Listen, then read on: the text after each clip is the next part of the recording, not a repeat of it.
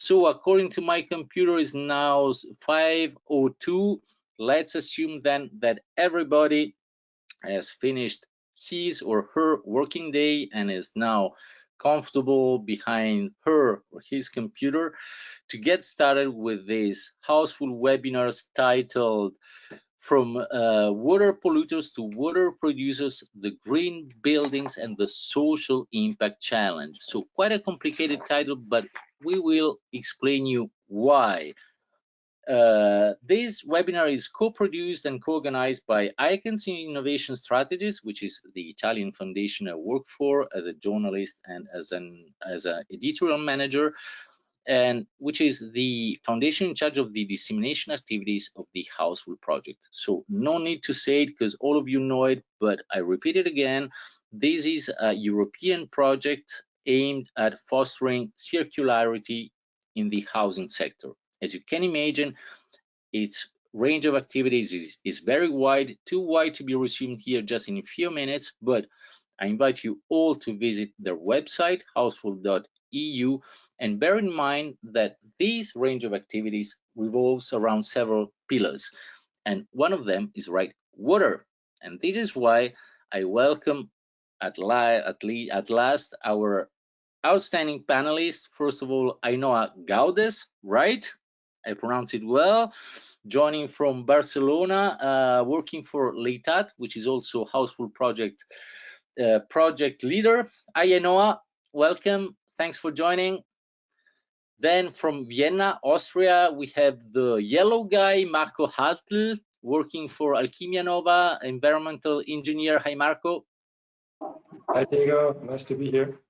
And joining from Brussels, drums, our special guest, Milo Fiasconaro. Hi, Milo. Hello. Hi, everyone. Can you hear me? Yes, we can hear you. Milo, correct me if I'm wrong, is executive director at Aqua, Publica, Europea, which is the European Association of Public Water Operators. And as such, he has a deep knowledge and a broad European overview of all the topics we will be discussing today. And this is why I'd like to start right from you, Milo, with a very general and let's say ice-breaking question, just to bring us closer to the very heart of the topic that we will be discussing today. So it was a couple of years ago in 2021, I guess, that the United Nations stated that the inability to recognize the value of water was among the cause of its waste and misuse. So first of all, what do you think of this statement? Is it a thing still like that, or is it a bit exaggerated? Thanks for the question. Thanks for the invitation. I would reply with another question, which is, well, let's say I tend to agree, but we also need to define what is a value. What kind of value are we talking about? It's just economic value, or we are discussing something broader than economics? Because the answer then depends on this. And this is, I guess, a very good point, because we will discuss a lot about that. What kind of value will we be speaking about? This is kind of a teaser for our audience, so stay tuned, because we will speak of that exactly, and that's very interesting.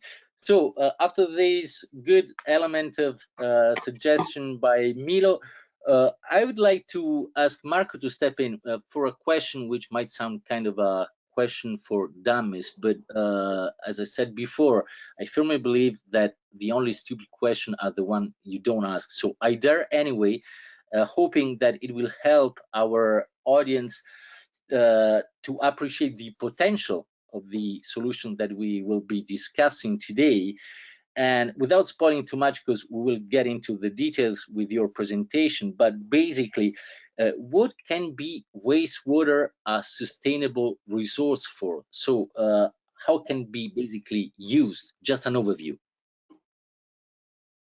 Yeah, so also happy to be here. And yeah, very short, I think to me the most attractive thing about wastewater is that it's always available as long as people take showers, wash their dishes, wash their hands, do laundry.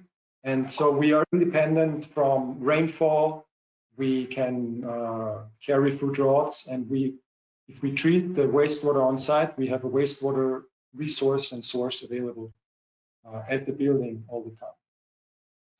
And we will soon discover how many things we can do with that and how such a precious resource it can be.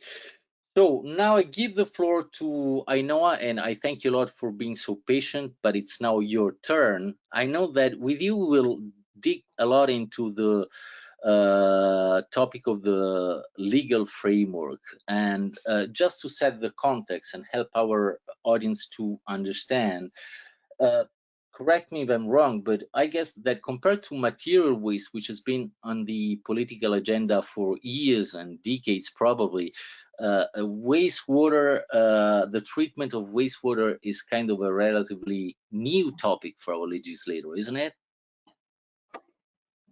Yes, but well, we've been cleaning our wastewater for many years, but I think that now that it turned into a resource, then we are looking at this wastewater with another view. So new regulations about reusing wastewater is coming, and let's see how it evolves, because we have technology to use that water, and the linkage with regulation should be tight, and let's see how it evolves.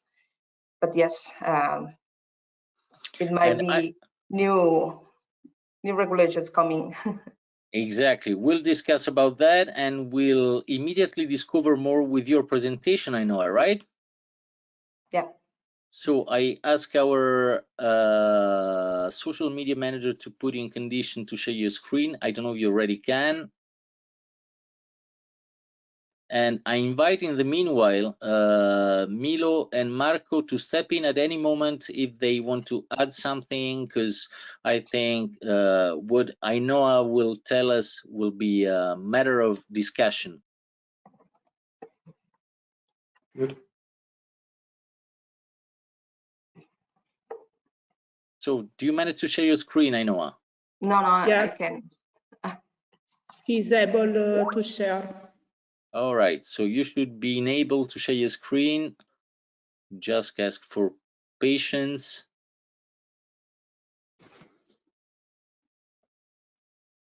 So technology is not helping, but we will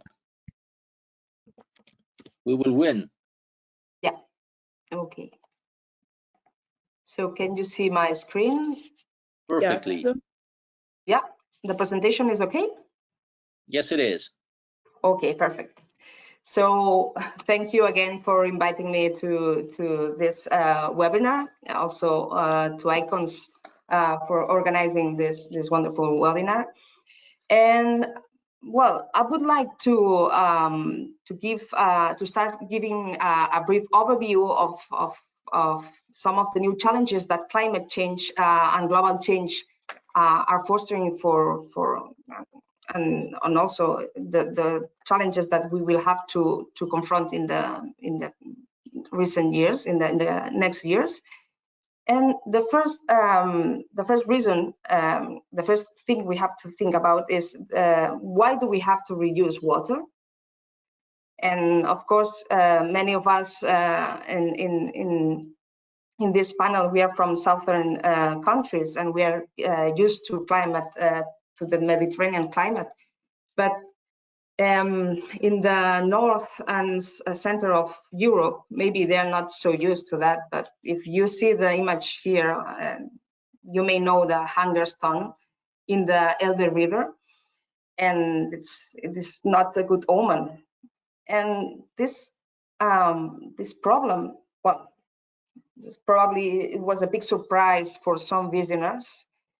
But in 2022 was an extremely dry year in the whole Europe. And in summer, of course, you could also see plenty of news about the heat waves around Europe. You can see in this image how it affected to the whole Europe zone. And they even said that it was the worst drought in 500 years. And the problem may be more serious because there is a GRACE mission, it's called. It's a joint mission between Germany and United States. They have twin satellites, and they just they are tracking changes in gravity related to large stores in groundwater, and they findings from this mission revealed that there was a dramatic decrease in aquifers. So I don't want to be alarmist, but I think it might be a good opportunity for northern areas to learn from us, but also it could be a good opportunity for us to learn from areas with long-lasting droughts, like it could be Australia, with the El Niño Southern Oscillation. That the last drought it caused, I think, was 40 years of continuous drought. And also from California region with, I think the last drought was lasted for 8 years. So they are taking some options. So they are challenging, they are discovering new challenges, and they are making some actuations. So maybe we should learn from them. And now what I would like to do is talking about new challenges, to explain a little bit what happens in here in Spain.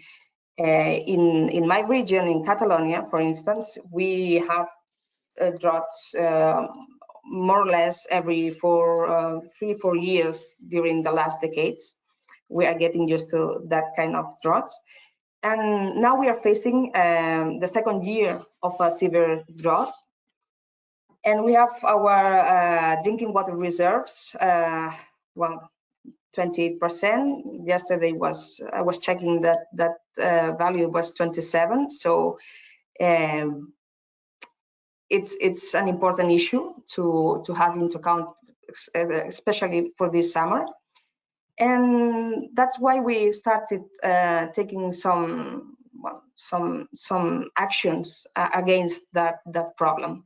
In 2018, for instance, we started injecting reclaimed water into coastal aquifers to avoid saline intrusion. For instance, this is not allowed in other countries, for instance, in Italy, but here we started doing that. And this year we have started also injecting reclaimed water into the Llobregat River. And it is placed in some kilometers upstream from one of the drinking water collection to provide Barcelona city of drinking water. And obviously we have 3 infrastructures working: the urban wastewater treatment plant of Barcelona, but also the reclaimed water treatment plant. And then we also have the drinking water treatment plant. So 3 infrastructures working to assure water quality. The second measure we've had, or at least we are now studying, is to use the second source of drinking water for Barcelona, is the Susqueda reservoir. There are 2 linked. We lost Enoa's presentation. Yeah. I don't know. Okay, let's take the chance during, like, waiting for the technology to be again on our side. I would take the chance to step in to ask a question, like, open to everybody, because just relating to what you said, you mentioned the reason why is it so important to reuse water and the city's water needs. I would like you all, the 3 of you, to help me crossing 2 different figures. So on one hand, according to estimates, around 80% of the world's wastewater is still, like, released untreated into the environment. So this is one figure. On the other hand, we have, like, urban water demand. So presently set at around, I guess, 15–20%, set to grow up to 30 by 2050, when not only the world global population will have grown to almost 10 billion people, but when 2/3 of it will be living in cities. So I might be wrong, but this picture is, yes, quite dramatic, but it seems like it also suggests that problems can be partially turned into solutions, right? Yeah. that Who was wants to step in? I know. Yeah, that was more or less what I was sharing before with the injection of reclaimed water into the river. Sometimes it may be more than 25% of the water content of the river. So it might increase during summer. So we will be probably drinking more than 75% of reclaimed water. But also, obviously, it's mixed in the river. It's not in the river. It's not directly done. But in some countries, that, like I was going to show you in my presentation, they are using reclaimed water directly for drinking water. So it might be an option. Main lesson, that's really the spirit of circularity, is that like we can turn problems into solutions, right, Marco? Yes, and at the same time, we can not only reuse the water, we can also reuse the nutrients which are in the wastewater. So always when you think about circularity, we always have to think about all the constituents, and also the nutrients, of course, in our wastewater, especially from the toilet. Our feces and urine will be very important in the future to make us more independent from mineral fertilizers. You know, for example, phosphorus. I think more than a third of it is mined in Morocco worldwide, and so in order to also have this, geopolitical autonomy that we now feel very painfully with the gas crisis, I think this big topic. So while asking our social media manager to help us again, I can share my screen. Okay, so go ahead. Okay. I was also curious, but we'll go to that later on to know what Milo is noting on his papers, because he's taking notes, and we're very curious to know what he's writing down. I don't know if it's I don't know, he has to go to do some shopping, but probably not. So let's first give the floor to Ainhoa, and then we will discover what Milo wrote on his. Go ahead, Ainhoa. Okay, I could share it before, but the question was really interesting. So I was explaining you more or less the challenges we found here in Spain, in our region. But there are even more challenging situations. For instance, in Namibia, as I was saying, 50 years recycling sewage into drinking water. In Singapore, since 2021, they are also using 40% of water demand with the source of wastewater. California is some steps away from this step. You can see the quality of the different waters. So we have the technology to achieve that quality. Even if, I don't know if you fancy a craft beer done with reclaimed water, but you can find it as well. So let's see what says legislation about. I won't get into detail in each country regulation, but there is a concern in the European Union. There are some countries in the south and in the north of Europe with initiatives regarding water reuse, and they use it for water irrigation, industrial uses, and aquifer recharge. It depends on the country. They have more or less applications, but in general, there is the similar quality standards. So we need policies evolving to address a longer list of concerns, new pathogens, and cost recovery. And also, if we have a look into that European regulation that uses reclaimed water for agriculture mainly, we can see that there is an importance in risk assessment, and we have to take into account for instance, the irrigation method of those crops, and also if it gets in contact with the edible parts or non-edible parts of these vegetables and fruits. And of course, we have plenty of new technologies and standards and well-proven standards, and some of them, the problem is that they imply a high energetic cost, the addition of chemicals that may cause disinfection by products and so on, and other harms, of course. And from this point on, I would like you to think in terms of cost-effective technologies like nature-based solutions, but not only for the limits of the regulations that I'm going to share in the next slide, but also because what we want is to use that nature-based solutions for isolating from temperature, for increasing biodiversity, greening cities in general.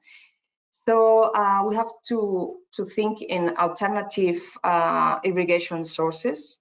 As Marco said, we always have this water available. And in Spain, for instance, these decentralized systems should accomplish this royal decree. We have it since 2007, and regulates reclaimed water for different different uses. For instance, we have urban uses like residential toilet flushing, garden irrigation, street cleaning, urban green zones, and so on. And also for agriculture, industry, and environmental uses like aquifer recharge, as I explained you before. And of course, we have different quality standards depending on the risk as well. But the drama comes with the frequency and with the quality required. So we have some samples of mainly microbiological samples that may be taken twice or 3 times a week, and it can be a cost for a company, for housing. It's difficult to keep the track of this sampling. And so keep thinking in efficiencies of natural loads, pathogen in NBS solutions. Like it could be wetlands with wastewater, vertical gardens for grey waters. It's difficult sometimes to achieve, but I think it's the way we have to keep it. So sometimes I must admit that even there are some legal requirements that they have loopholes. So for instance, if we have water with fecal content, maybe we don't have to fall under the scope of this royal decree. Maybe we can save some money of the samplings, but well, there are some comments of the health ministry that says, okay, it's recommended to use this frequency in sampling. Just an example, because in Houseful we don't have enough data yet. We are collecting some samples, but I would like to present data from Grow Green. We have 2 years of monitoring, and it's also a vertical garden irrigated with grey water. It's placed in a school. We use the water coming from a sink in the kindergarten section, and we initially planned to use that reclaimed water to irrigate the school orchard. And we decided to monitor according to the royal decree with the highest standards of parameters. For instance, just a brief example of total suspended soils that it accomplishes the legal requirements. Maybe at the beginning was a bit mixing, but then it stabilized and it was okay. Also for the E. coli, we also have a UV lamp that it should kill most part of the bacteria. It's more or less stable at the end. We had some problems. Maybe there was a spill of, I don't know, maybe someone cleaning baby clothes in the sink, which was not recommended, but this is a school with a lot of users and we don't know what can happen.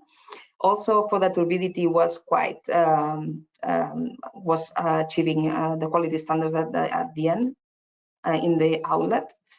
And also for the nematode eggs. And of course, we also were sampling some parameters related with performance of the vertical garden with less frequency. Of course, we had to take into account feasible and affordable monitoring. And here you have an image of this vertical garden. So in conclusion, well, we have new challenges, opportunities driven by climatic and global change. We have to learn maybe from the good practices done in some countries and apply to ours. We have technology standards for water reuse, but we have the tools and we have to make them cost effective. So we have to invest more in that way. We need an adaptation in regulation. So safety must meet feasibility and to make it affordable for small companies, for and small end users. And of course, we have social barriers for water reuse. We need the social acceptance of water reuse. Some people, they don't like to drink water coming from reclaimed water, but we have to explain it them, and maybe schools and children, it's a good starting point. I think we should get used to that for the future, and I encourage to the new projects to work on that sense as well. So thank you. So we thank you a lot. Before giving the floor to Milo, because I see that his list is getting longer and longer. Just a very last question to you. I know because we saw you presented in one of your slides, there'll be a new EU regulation entering into force in June on the minimum requirements for water use. We'll probably have the chance to get more into the details, but just your feeling, is a right step in the good direction? Should we have dared more? Well, at least this regulation now it's applying reclaimed water for irrigation of agricultural crops and so on. So maybe we should move into more applications, more uses of that water, and of course ensuring a quality standard. But as far as I know, here in Spain, we need more to use more that water, and maybe in the near future, it will be also it would happen the same in the center of Europe. So it's a good strategy to start moving into that direction. And I guess that Milo has also something to say, because as he's moving his pen and he's taking notes. So give you the floor. Your list is getting too long to let you wait. So please step in. Thank you. I mean, well, just to say the shopping list is on this page. These are notes on the seminar. Actually, I was taking notes also because I wanted to try to be a bit provocative, but then it's getting more difficult following the end of the presentation. Well, just to say that first, let me do some advertisement to our own activities, in the sense that we are organizing at the end of March a public seminar on water reuse to talk about the new regulation that I just mentioned, concretely from the point of view of water operators, what this implies in terms of technology, or in terms of governance, in terms of things to do. We will have also the European Commission at the seminar, but we are doing so because there is the new regulation, and also because this is part of the broader set of initiatives that we are carrying out on approaches, strategies to address the problem of water scarcity. And indeed, water reuse is one of these way. And I can tell you, among the speakers that we will have at the seminar, among our members, there will be also operators from Northern Europe, Central Northern Europe, that are starting now to do water reuse, because the water scarcity issues is not longer a problem of the Mediterranean area, but is becoming a European emergency. So we definitely are working on that. It's an approach that we need to take into consideration to address the problem of water scarcity, and we are doing so. And we discussed this, so fully aligned on this point. But then, as just to be a bit provocative, we were talking about circular solutions, circularity. But let me say that water is already a good example of circularity. The water cycle is by definition circularity. And when we talk about circular solution, is actually us, we are trying to reintroduce circularity in a system that we broke. That's a bit the point to consider. And this, I'm saying this to join what I was saying about the fact that some of the solutions that we have, technological solution that we have to reuse water, to reclaim water that has been polluted, are there. They work well, but they have side effects, as I was saying, in terms of chemical use, in terms of energy consumption, of the CO2 emission, and so on. And that's why we are looking to, in particular, nature-based solution. And that's why I'm particularly interested and happy to be here today, because nature-based solutions are solutions to problem of pollution that we created, that are based on nature, that make the nature working for us, and they tend to avoid some of the side effects that I was mentioning in terms of more industrial solution to the problem of reusing water or recuperating water that to be polluted. Nevertheless, we also need some hardware solution in some cases. So I do think you must have made a phone call to Marco, because that's a perfect introduction to his presentation, because he'll be speaking as exactly of nature-based solution, right? But just to let our audience understand, Marco is our magician today, because he's going to not only explain us the title of this webinar, but especially let us understand something which is, though not magic, but science, turning buildings from water polluters to water providers. So how the hell does it work, Marco? So yeah, thank you, Milo, for the bridge, and thanks again, Diego, for the introduction. And of course, also Ainhoa for building the base for my talk, so I don't have to talk about the legal aspects so much anymore, and I can just refer to it. Just a technical question, can you see my screen? Yes, we do. Perfect. So yeah, as I already said, I'm working for a private research institute in Vienna, Alchemia Nova, and we developed and also apply over the last years some of these nature-based solutions.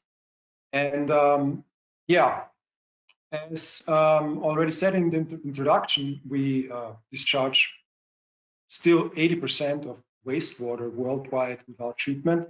And that has negative effects like eutrophication, which causes then the death of different animals and the whole ecosystem. And of course, it also has the effect of waterborne diseases, which still are the cause for more than 500,000 deaths per year worldwide.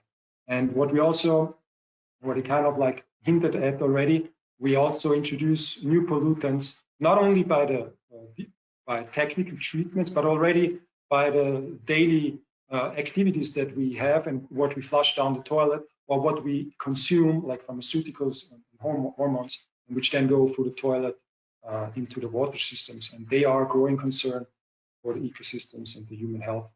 So hormones, for example, from the anti-baby pill, pharmaceuticals would be anti-inflammatory drugs, for example, which then can accumulate in the environment and so on. What are nature-based solutions? We already talked about it. I like to give the example of the constructed wetlands or the green walls. They are inspired by natural processes. So you look at the processes in the natural wetlands, and then you copy it more or less in a controlled environment, and you let nature do the work. but at the same time, it's in a controlled way so that we can ensure that we are, in this case, treating the water. So nature-based solutions should also be cost efficient, and they should provide advantages for environment, society, and the economy at the same time. And as a result, increase the resilience of our society and systems.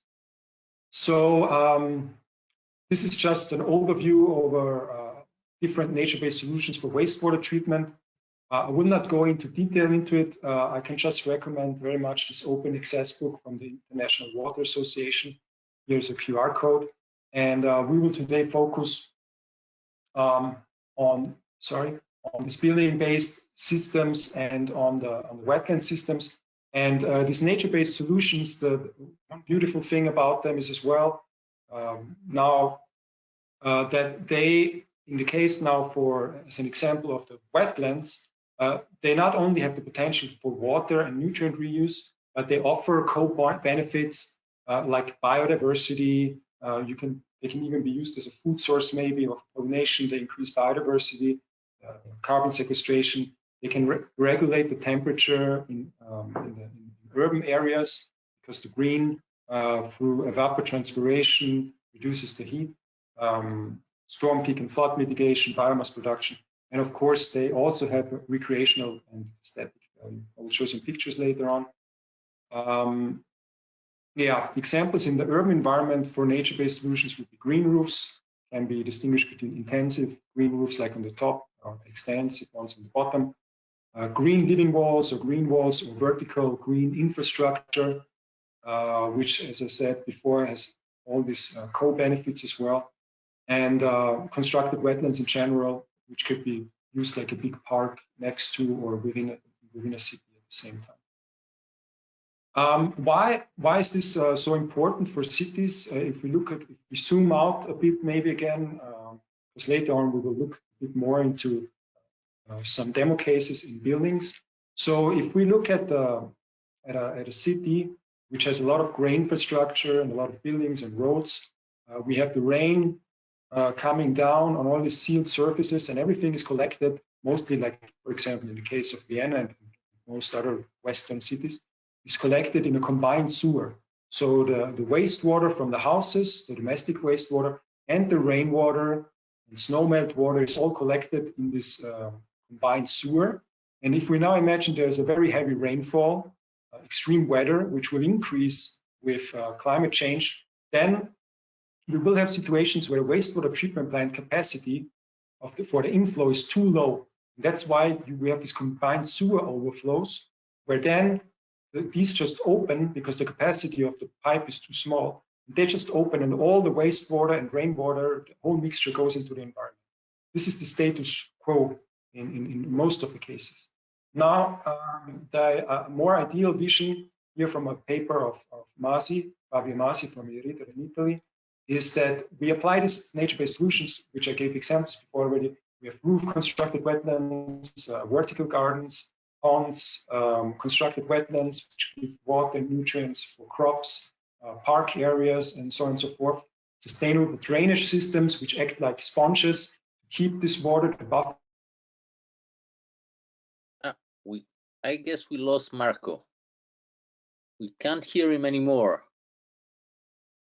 So, waiting for this technical problem to be solved, I'd like to call Milo in because he's not following anymore. I'll take with my red pen. No, I'd like to ask a question to Milo because we'll get to that, I guess, later on once we will have retrieved Marco's connection. But what he was saying made me think that, like, separating like black from gray and rainwater is probably at the source is one of the most promising challenges. But the question is also, I mean, what is the challenge for the water operators, and who's going to pay for it, basically? Well, thanks for the question. I mean, let me say that, by the way, before joining you for this meeting, we were with colleagues in the European Parliament because the European Parliament is discussing a new directive on urban wastewater treatment that will introduce new targets and obligation requirements on addressing the problem that Marco was explaining, that is stormwater overflow, which is a big problem. It is for the environment a big problem, as Marco explained. When it rains a lot, the treatment plant doesn't work, and so all the polluted water go to our rivers with all the mess that you can imagine. The point is that addressing this by separate, one of the solution to address this problem, stormwater flow, is, as Marco was saying, separating the black water from the rainwater. Also, because the rainwater shouldn't need to be treated as much as the black water. The point is that unfortunately this is extremely expensive, because how we built our cities and our water network over the past century, basically everywhere we built combined sewage, because that was at that time considered the best way to address to manage wastewater. Now, if we have to separate the network, it's going to cost a lot of money, because you need to open the street, disconnect the existing sewage, reconnect with our pipes, separate the rainwater pipes from the sewage. Well, it's going to cost a lot of money and disruption for the citizens and so on.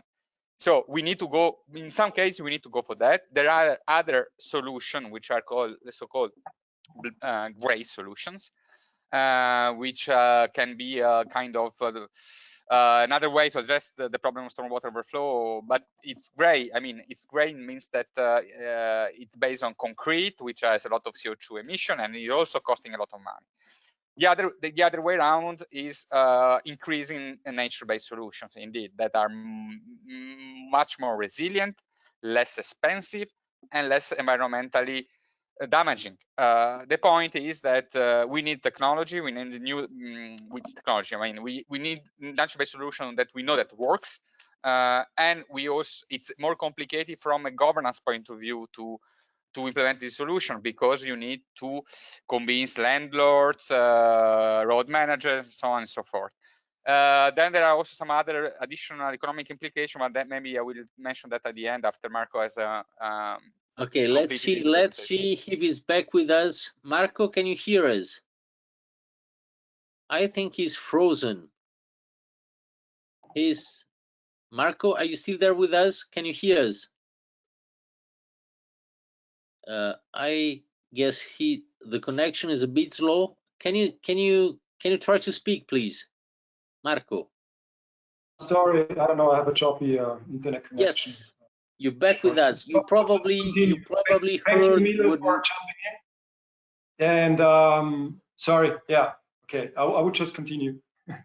And yeah, so this is just a picture of how this vision could look like in the future. So this doesn't have to mean we have to cut back and everything will be sad and bad. This can also bring us more livable, more beautiful cities, and even also rural and very urban areas. So in Houseful we have 4 demo sites: Els Mestres in Sabadell near Barcelona, Sant Quirze also near Barcelona, in Vienna, Donaufeld, and the Cambium in Austria as well. So in Sant Quirze, I will present our green wall, Greta, for this demo case, and then for the demo Els Mestres and Cambium, I will present our Vert Eco vertical wetland. So our Vert Eco, you can see here different pictures. The first version was built within an EU project demo met at the Costa Blanca for a hotel lobby. Grey water is treated there and reused for toilet flushing. And we also have some commercial usages already. On the right bottom here, you can see a system during construction in Zurich, Switzerland. And this is how it looked like after plant establishment. And we use the system mostly for grey water treatment. So this is the part of the household wastewater without the toilet, and then reuse it for toilet flushing, irrigation, or maybe as water for the washing machine. Now we come to the demo site at the Eco community in Austria. Here we not only focus on the water cycle, but in the in the viewpoint of a circular economy also on other bio-wastes and materials. Yeah, the organic waste goes into a microscale biogas plant, which produces biogas and a liquid fertilizer, the digest state. Then some green clippings we use for a compost heater. So it's a compost heat, which has spiral formed pipes through to heat our greenhouse in the winter, in the cold days. And then we have the treatment of the complete domestic wastewater. So it's not only the gray water, but also the toilet water. We pre-treat it in a 4-chamber septic tank. Then it goes to our WertEco. This is a picture of our WertEco. These are 4 modules in parallel. So the water goes in on the top and then flows through the subsurface of the pore space of the substrate. It's like a porous material. And the microorganisms which grow in the porous media, they take up the nutrients. They make the bulk of the work. Of course, the plants also take up some nutrients. The systems are lightly aerated, so there's no smell produced. This is how the system looks like after the plant establishment. And this is the greenhouse it is placed in. We collaborated with Materialnomad, a Vienna-based company that takes out materials from buildings which are being torn down and which then can be reused in our projects. They also built the house. So they used windows from an old office building, and also the bricks on the floor are reused. Now I will present you some results, preliminary results, because we just started sampling, unfortunately, not 2 years ago already, but a few months ago.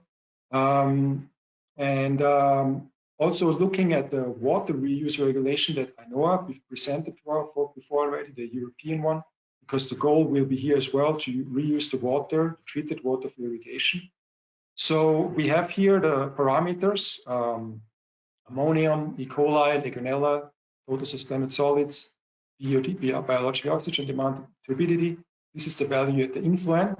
We also measured more parameters, but this is just a selection. And this is at the effluent of our WertEco green wall, and then after the ozonation. So we are not using UV for hydrogenization, but ozonation. And without going into detail, we reached water quality for the minimum reclaimed water quality class E. That means we can use all irrigation methods and can use it also for food crops without going into detail here now. I just today got some more results where we could see that even with the effluent of the WertEco, we partly sometimes reach already E, sometimes C, and in some cases E only. So the hydrogenization is good for ensuring good quality. But we will need to also correct me if I'm wrong, Marco, but these results seems to confirm what Milo just said, that nature-based solutions are very promising, and as Milo said, even financially promising. But there's a but: the social impact of the title of this webinar. So what are we speaking about, Milo? Yeah, I mean, first, let me say that again, this is extremely inspiring and interesting for us. That's the future. We need to go towards this. The point is that we are not, if it's the future, we are not there yet, and we need to build the bridges and the road to go there. And one of the issue is indeed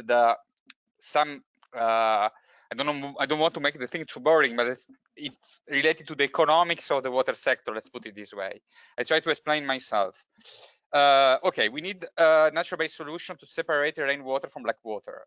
We need to have our city greener. That's very good for the heat. It's very good for the nice city, and it's good for stormwater overflow. That is a problem. So we need to go for that. Then part of the project and the examples that Marco showed now, I mean, they go further. They use natural-based solution for gray water in houses, and that's also very, very interesting. And again, we need to go there, but we have a little problem, at least from the water operator point of view, which is this one.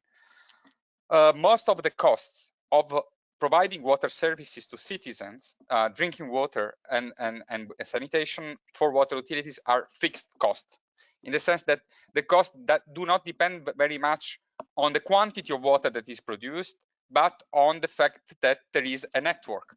And so the costs are related to the network. We estimate that on average, 70% of the cost to provide the water services are related to the network. So, I mean, only 30% is the production of the water, the treatment of the quantity of water, which means that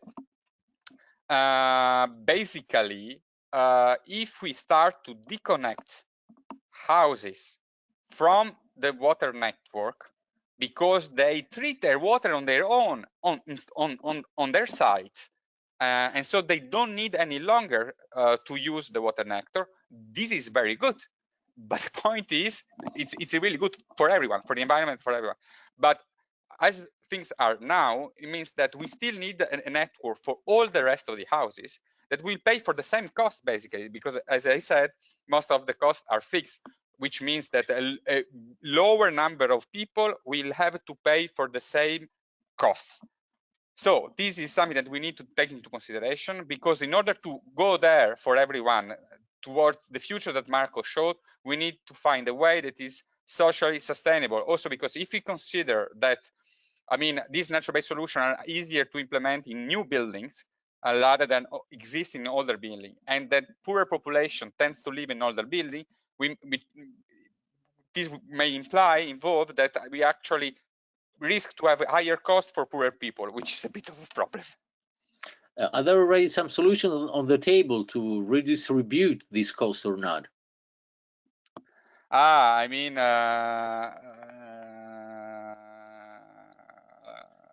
okay, that's too embarrassing. I understand. Maybe I'm not there. You're not there yet. I give the floor back to Marco. Sorry for stepping in and interrupting.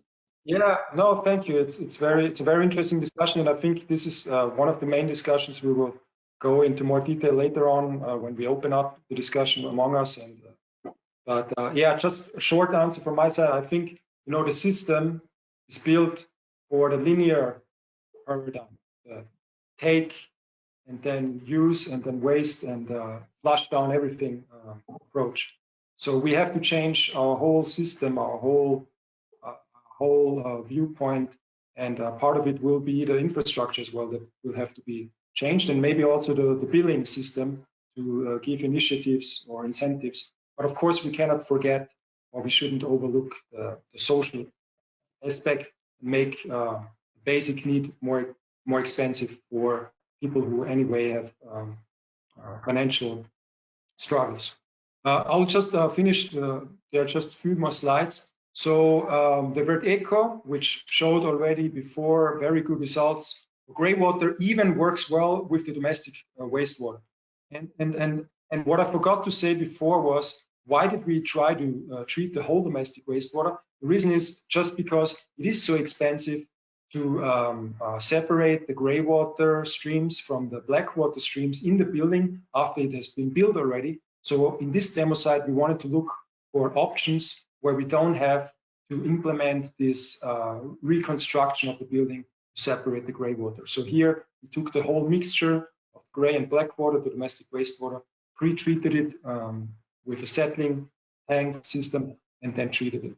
And now I will come to the second WERT-ECO in Barcelona. And here we had the luxury that the social housing was renovated by the Agencia de Habitatge de Catalunya, and they implemented the grey water separation. So this system purified the grey water derived from bathrooms. It's treated with our WERT-ECO and can then be reused, in this case, for plant irrigation. It's operating since February, and the first analysis results are to come in the next weeks. Now to the last example. Now this is a true green wall, so to say, because it's really panels hanging on the wall. So this is really a vertical solution. So the advantage is it doesn't take any space, ground space, which is valuable, in the urban context. In this demo, we covered 12 square meters with our Greta green wall. It's 4 treatment lines in parallel.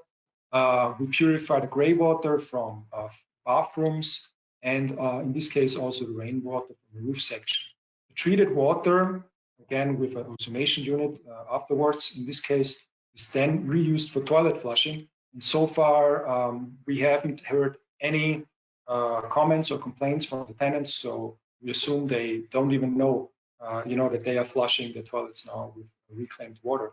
The operation started in early December 2022. I mean, we of course told them, but it seems it's working well because there were no complaints, and we're looking forward to the feedback, of course, from the tenants. And the first analysis results for this system showed as well. So here we have only the influent to the whole system, and then the effluent after ozonation. We were either below the detection limit for the parameter, or we had 0. So the results couldn't be even better. But of course, this is the low-hanging fruit, which I also this way suggest to really go for, because this is gray water, and gray water is much easier to treat. And as we can see, the nature-based solution is doing a great job in that way. And I'm really thankful that Spain is front runner and other Mediterranean countries by implementing such great legislation, which not only looks into irrigation reuse, but also toilet flushing, street cleaning, and so on and so forth. Because I think even though in the continental or northern European countries, we sometimes feel like we don't have an issue yet, except after last summer. This is something, if we start implementing now, we will save a lot of worries and issues for our future and our future generations. Yeah, this is just a screenshot from the royal decree that I know I already mentioned with the parameters that we achieved. So again, we fulfill the requirements. And this will be then further investigated by ICRA, luckily. And yeah, so just to wrap up, so the nature-based solutions for water purification and reuse, the technology is available. We have constructed wetlands, we have green walls, so on and so forth. They are the treatment efficiency is sufficient to meet the legal thresholds, and as I said before, they offer a variety of co-benefits.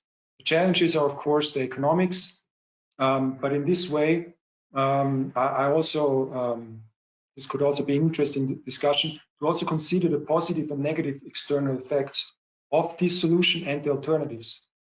So that means the effects for the environment, for biodiversity, for heat mitigation, or savings in health, for the health system, and of course the social and cultural aspects, which we will discuss now. And yeah, and I see a huge potential with a view towards the more extreme weather and water scarcity, and as I said, especially for gray water, because we have this in high volumes constantly every day, and it has relatively low pollution. So in this way, thank you very much, and I'm looking forward to the discussion.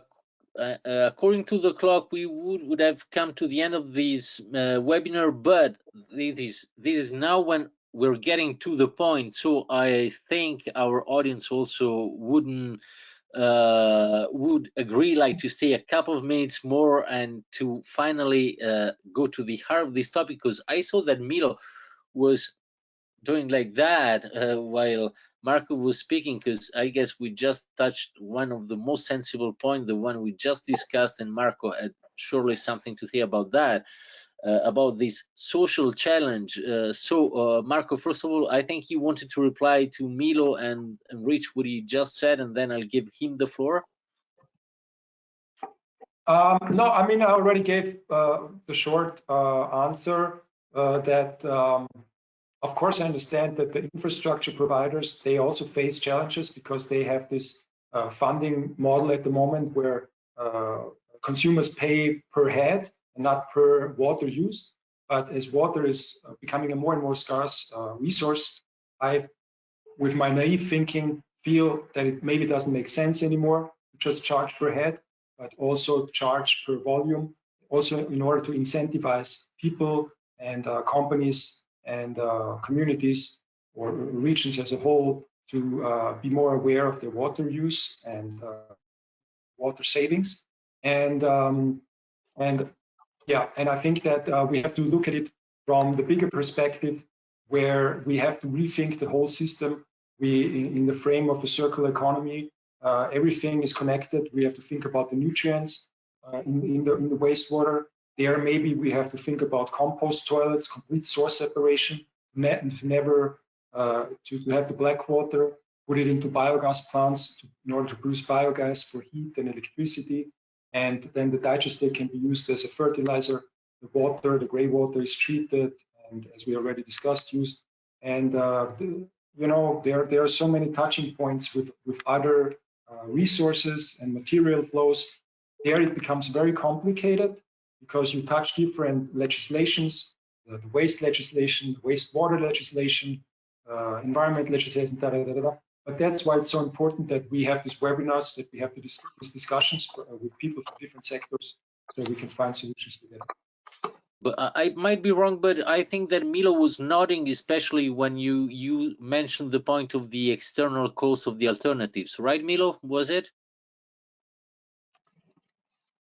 Yeah, sorry, but I mean, nodding and I agree with Marco with I would say 99% of what he's saying. I mean, yes, definitely. I mean, we need. That's what we also are advocating for. I mean, let's consider the cost of alternative when we talk about going back to the initial question, the value of water. But let's have a broader view on what is the value of water. And also consider what are the negative externalities of solutions that seem simple and easy to do, but can have a very negative impact on other parts. Second, yes, absolutely, and we are doing so. I mean, our members of water utilities are going towards many of them are already recovering nutrients from sludge. They are doing biogas from wastewater. We are going that direction. Then there are a lot of problems that Marco mentioned about coherence of European legislation on this. I mean, it's crazy, but that the direction that slowly with some difficulty we are going through. We maybe need to change also the economic model through which we consider and manage our resources, not only water and natural. This is a broad, nice discussion we can have in another occasion. But just to point out that, I mean, just to reply to Marco on one thing, to clarify one thing. No, in most European countries, the cost of water are recovered through a volumetric bill. I mean, the more you pay, the more you consume, the more you pay. But this is a bit fictitious in the sense that in reality, most of the costs are fixed, as I was saying. There is a bit of mismatch on this point. Otherwise, I mean, we need to find a model that is socially sustainable. I mean, the discussion we are having today for me is a bit like the discussion that is now taking place again in European Parliament, and certainly there are echoes at the national level because it's hot topic about going for more efficient building, energy efficient building. We need to go there. We need. It's a matter of environment. It's a matter of security. We need to go there.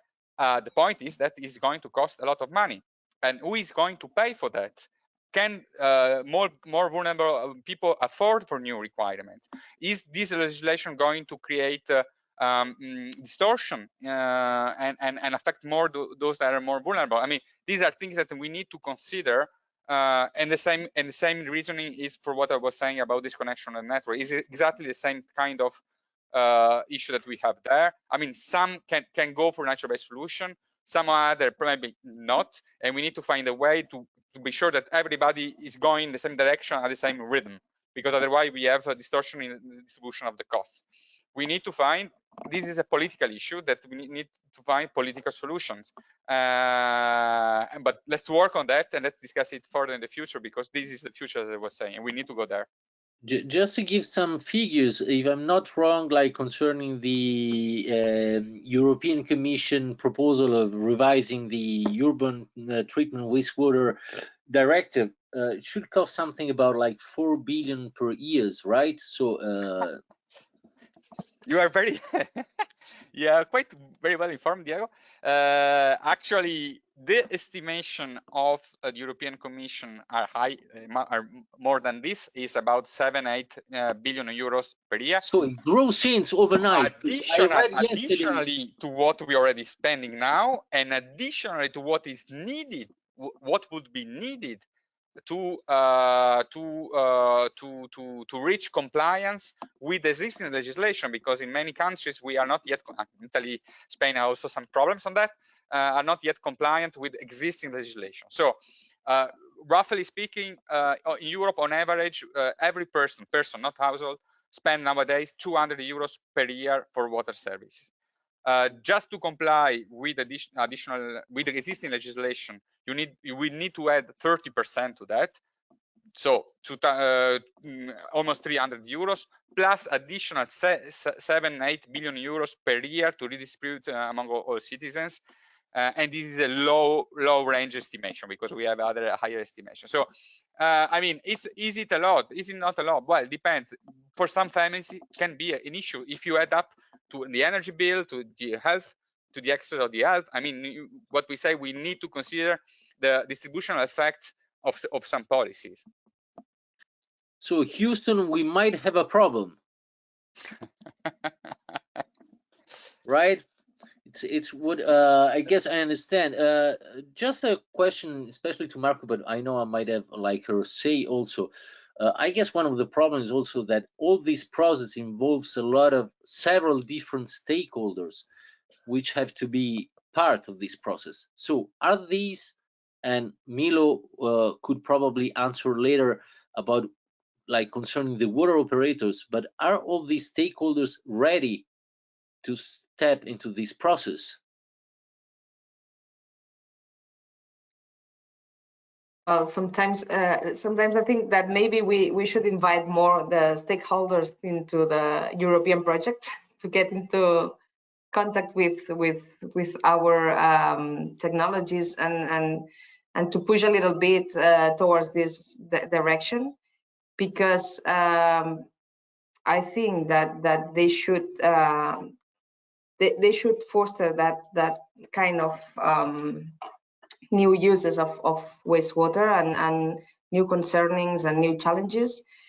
So maybe we should push a little bit more from the academy to the stakeholders. But yes, I guess that it's our duty to inform them and to push a little bit them.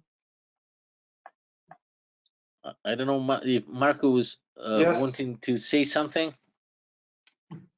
Yeah, no, of course, stakeholders are very important, and we should involve them, and we are involving them in the processes. Yeah, of course, you cannot also expect a lot of time from everyone, because they also have the daily lives and have to do their jobs. But of course, it's good, as I know I said, to make them aware of it, and hopefully also then bring them into the fold. So since clock is ticking, we're heading toward the end, but it's my turn now to be provocative with a last question to Milo. So are water operators ready to take up this challenge? Of course we are there. Seriously, no, indeed, two things on governance, stakeholder engagement. But first, there is a responsibility and work to be done by water operators themselves on nature-based solutions. Also because, to be honest, I mean, water operators traditional are a kind of engineering company with engineering thinking to pipes, to tanks, and so on. A nature-based solution is something new, and there is a need to upgrade the software, let's say, of water utilities in terms of nature-based solution. But we are doing so. And for example, we organized 1 year ago a public conference on nature-based solution, exactly to raise awareness also among our members about the potentiality of nature-based solution.